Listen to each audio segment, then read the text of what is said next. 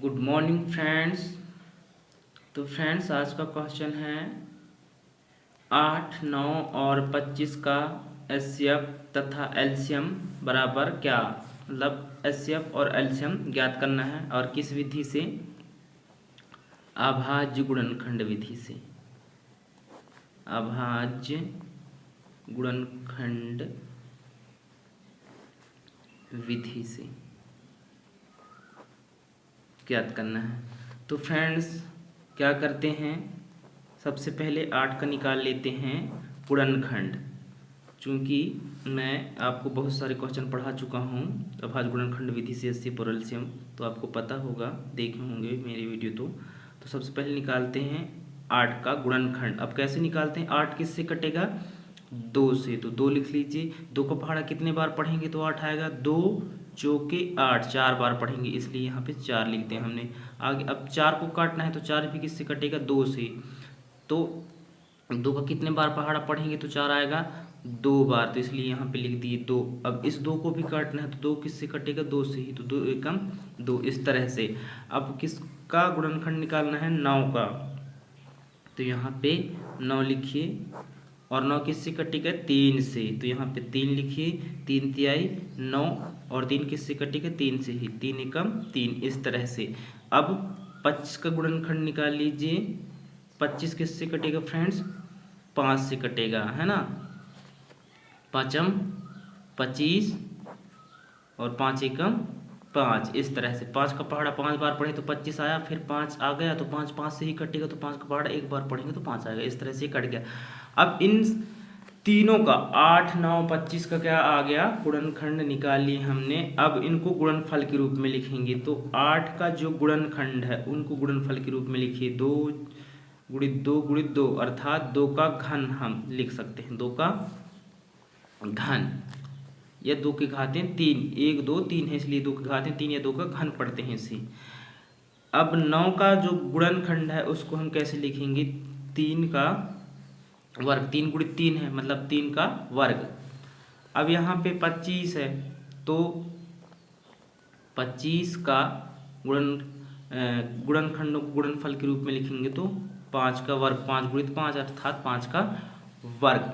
तो फ्रेंड्स यहाँ पे देखिए, अब ये जो तीनों का गुणनखंड है अलग अलग हैं, उभयनिष्ठ नहीं है, तो ये 1 1 1 आ रहा है। तो क्या करेंगे, अब इस 1 को भी हम काटेंगे और क्या करेंगे, 1 एकम 1, और यहाँ पे 1 एकम 1 और 1 एकम 1, इस तरह से। अब क्या करेंगे, गुणित 1 गुणित 1 और गुणित 1, इस तरह से।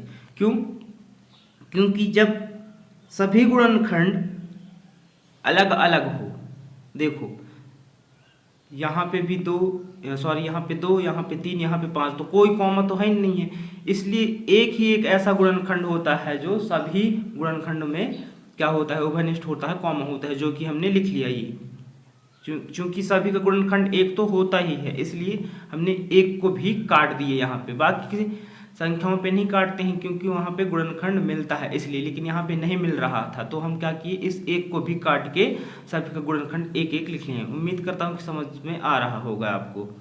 अब क्या करेंगे, अब अतः 8, 9 और 25 का HCF बराबर क्या होगा, 1 होगा। क्यों, क्योंकि इन तीनों का गुणनखंड 1 है, 8 का भी, 9 का भी और 25 का भी, इस तरह से। तथा अब हमें क्या निकालना है, LCM। LCM में क्या करते हैं,